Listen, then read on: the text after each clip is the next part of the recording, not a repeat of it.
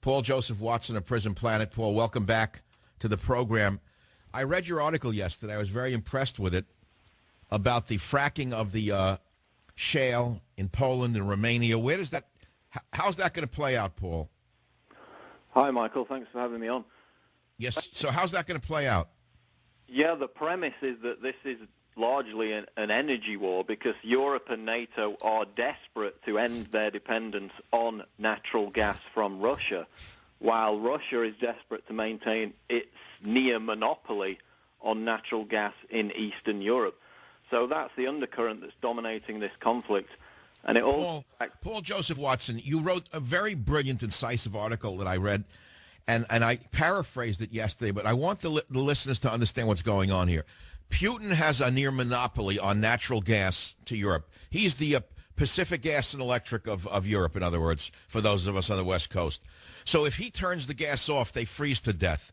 Now, naturally, the Europeans are trying to develop their own independent sources of energy, and so they're fracking in Poland and Romania and in Eastern Europe. Don't you believe that Putin might invade the entire Ukraine to prevent the breakup of his monopoly?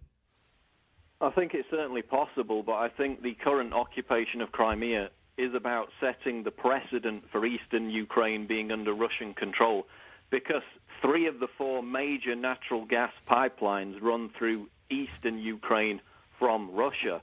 So that's why, for example, shortly before the overthrow of the prior government, you had energy giants such as Chevron, Royal Dutch Shell, and Exxon, who had started exploration for new natural gas fields in western Ukraine. And they actually discovered huge new natural gas fields, but they couldn't get the go-ahead from the former Ukrainian government because Putin was leaning on them with this trade deal prior to the overthrow.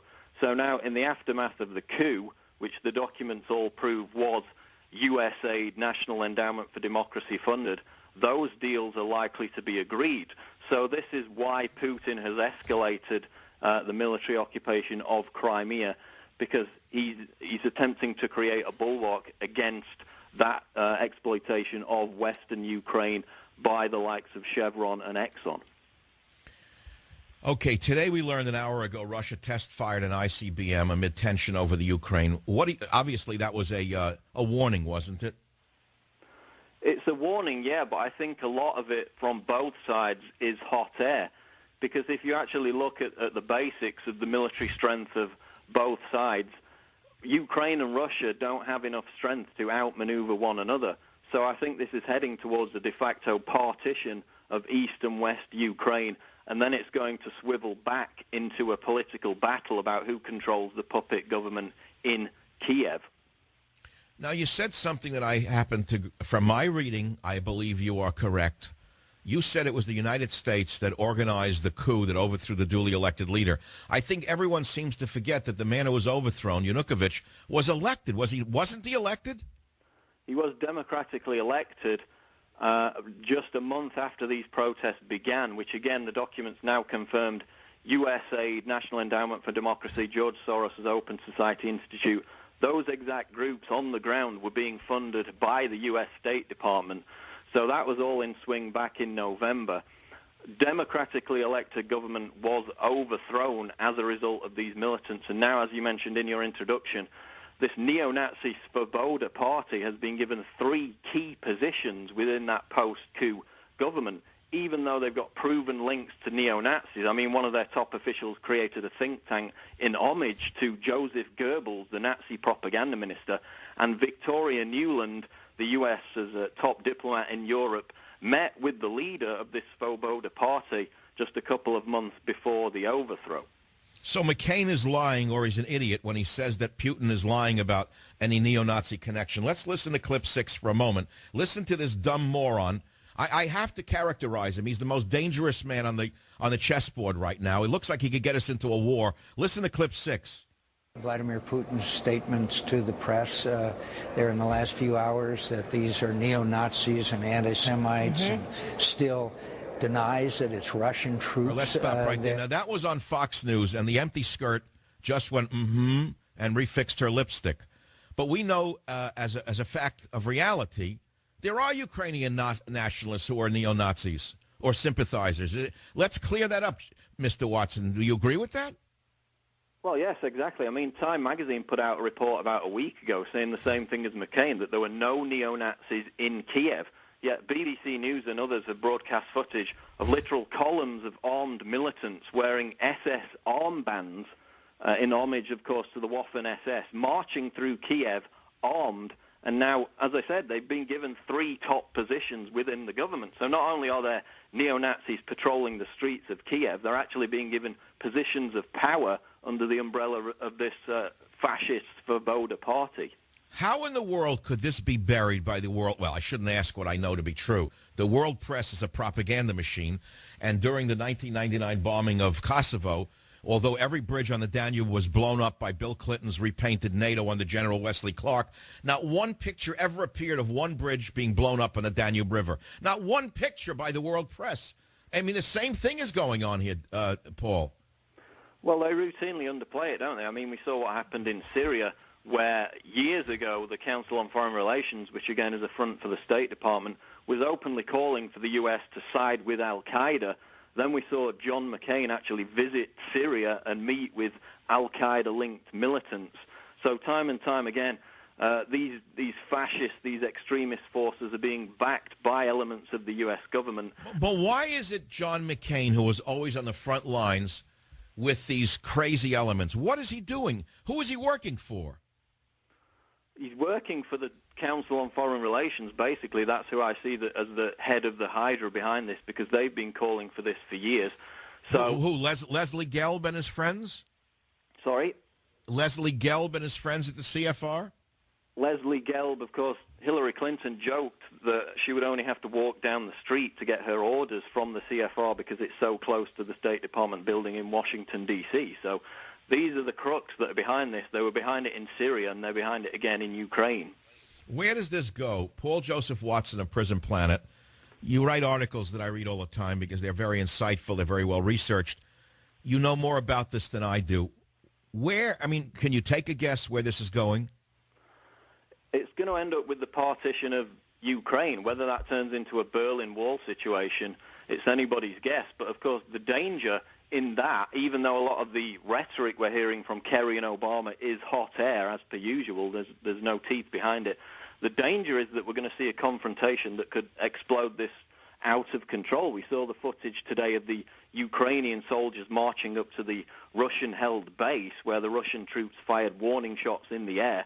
They had actual missile launchers trained on these Ukrainian troops. So aside from the larger geopolitical play, we could have an incident which could spark a hot war within the Ukraine, and that's the big risk. So in other words, a war could begin almost by accident in this situation. It's so easy for that to happen. It's unbelievable. You know, this reminds me of the guns of August 1917. I've said this repeatedly. World War I was a war that started almost by accident in a very similar manner, again, over an incident in the Balkans or related to the Balkans. It was a tinderbox, and one world power threatened the other. One dared the other, and then they were sort of dragged into it based on an ego game. I see a very similar element here. Is that an irrational analysis, or do you think there are comparabilities here? I think it's entirely comparable, and the fact that World War I, 100 years ago, started on much less of a pretext than some of the footage we've seen even today out of Ukraine is chilling, to say the least. And this goes into deep state politics. This is way above the teleprompter reader Obama. And as you said, any kind of confrontation, which we saw today, could spark this into something that gets quickly out of control. So while, Putin's trying to call Obama's bluff in the short term, and this rhetoric about sanctions is largely hot air from what I can see, it could quickly be taken out of their hands and turn into a hot war situation.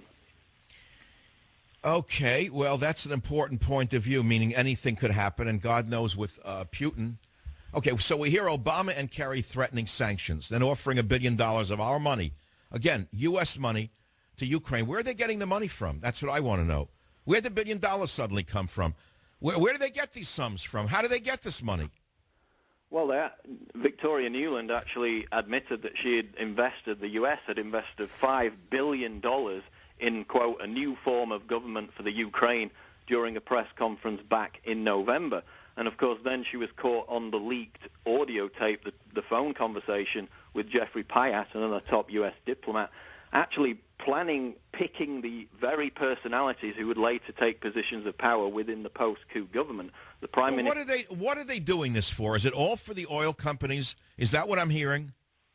It's part of the geopolitical encirclement of Russia. It's getting the military bases getting onto the frontier of Russia under NATO. I mean, that's been their agenda for years. They've got... Wait, why is Russia suddenly the glint in their eye? What do they have against Russia? Russia doesn't seem to have any imperialistic tendencies, or am I mistaken here? It seems to me we're in their sphere of influence. They're not meddling in Mexican politics here. We're meddling in the equivalent of their Mexican politics. Well, it is the equivalent of as if, Moscow had gone into Mexico or Canada and installed an anti-U.S. government, an extremist government. So it's amazing to think of it in that context. But in terms of NATO, I mean, they've been planning this for years. That's why they've got the missile bases in Romania and Poland. So although Russia's army is currently vastly inferior to the U.S., they are engaged in a military build-up. As you said earlier with the ICBM launch, they're investing a lot of money into new and advanced weapons, while concurrently Obama seems to be dwindling the power of the U.S. military forces. But NATO basically wants a new Cold War, as far as I can see it. They want to build up the military-industrial complex. The threat of terrorism has largely abated in terms of how much they can use it for fear-mongering to build up the military-industrial complex. So they need a new threat, and they're going back to Russia and Reds under the bed. I'm speaking with Paul Joseph Watson. You're listening to The Savage Nation. Here's another curveball that I can't figure out. Why is it that so many knee-jerk conservatives, especially in the media, I mean, we'd expect it from Wolfowitz and Pearl and the other neocons who got us into Iraq and Afghanistan. Why is it that all of these people in the media who claim to be anti-Obama, anti-New World Order, are suddenly attacking Russia and at the same time attacking Obama? Do they not understand what's going on? Why do they continuously refer on their radio shows to Ronald Reagan, Ronald Reagan, Ronald Reagan, Ronald Reagan? There's no comparison to the times of Ronald Reagan. It's a different world today. I think they're nervous about appearing to side, for example, with protesters and pro-Russian forces in Crimea who hold aloft, Lenin signs and Stalin signs, which, I mean, I am too. I bashed Putin for years and years over his activities. I mean, he's a thug, he's a tyrant. But when it comes to the fact that he's the only bulwark against this globalist expansion, this neo-imperialism, which is actually against everything that the Founding Fathers stood for, it creates confusion amongst conservatives because on the one hand, they want to side with the Founding Fathers in terms of no interference abroad, but they see people like Vladimir Putin and they see his supporters still holding up Lenin and Stalin signs, so understandably there's a nervousness about appearing to side with him. But again... Well, how can they have it both ways? They attack Obama relentlessly, as I do, and then they suddenly attack Putin. So which side are they on? They're on their own side. It's basically the neocon Straussian faction, as you talked to Paul Craig Roberts about in one of your previous interviews. And they're calling for war. I mean, you've got ex-military generals on Fox News calling for war with Putin. And it's Hold on, we're speaking with a very important man, Paul Joseph Watson of Prison Planet. As usual, he knows things that most people in the media don't know. And we've gone to the lengths of the earth to get you information you're not getting anywhere else on the program.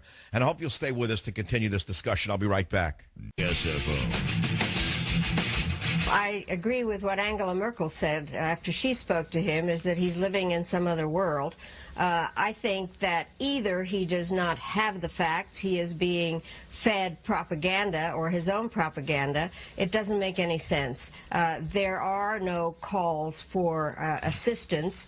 This is not something Turn off this that whiny, nasally, devious, evil harridan, this lobbyist for China, this hag, this evil witch, Madeleine Albright, who destroyed Serbia in the name of the New World Order.